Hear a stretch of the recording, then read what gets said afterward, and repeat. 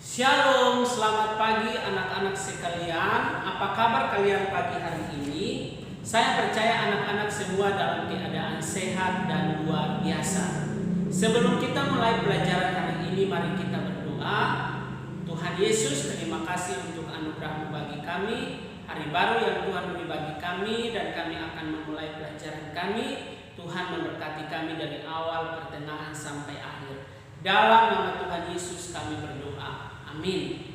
Baik anak-anak, sebelum kita masuk dalam materi hari ini, kita bersama-sama menyanyikan lagu Satu Nusa Satu Bangsa, dan silahkan kalian menyanyikannya masing-masing di tempat kalian.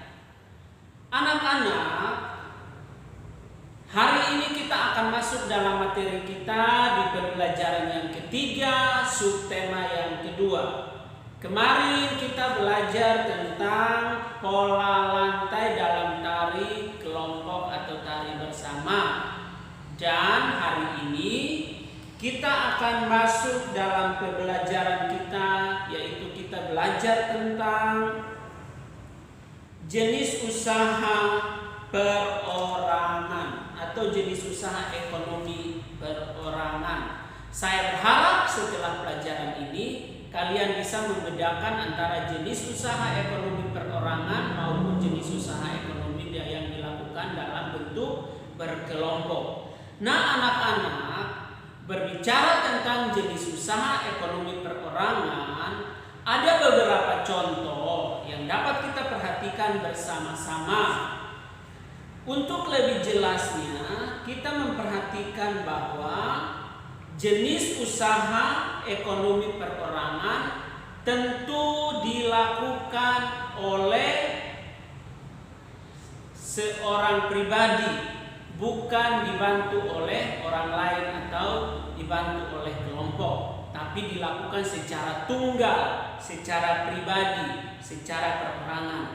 Contoh yang dapat kita perhatikan di sini adalah seorang pedagang, misalnya seorang pedagang bakso, seorang pedagang mie ayam, atau seorang pedagang lainnya.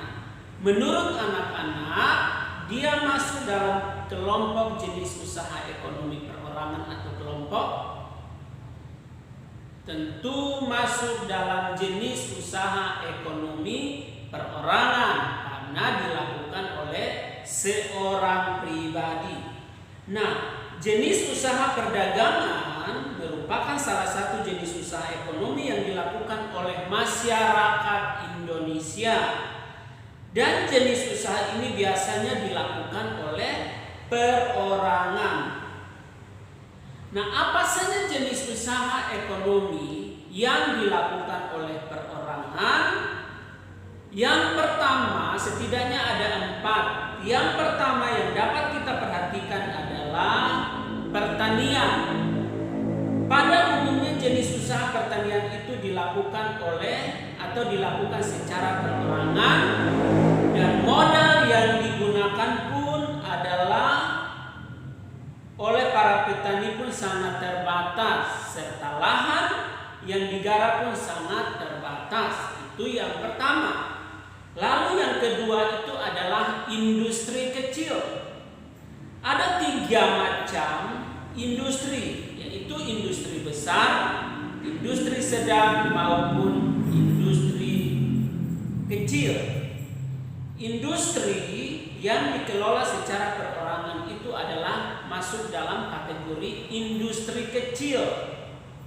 Contohnya adalah pembuatan makanan, mebel, kerajinan, dan sebagainya.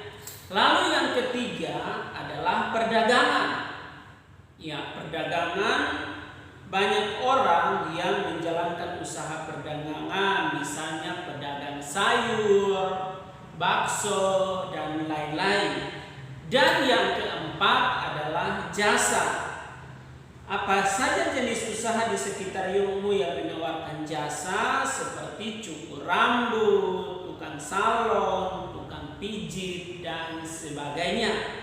Nah, untuk lebih jelasnya saya minta anak-anak silahkan kalian membaca di buku kalian halaman 64 tentang bagian ayo membaca.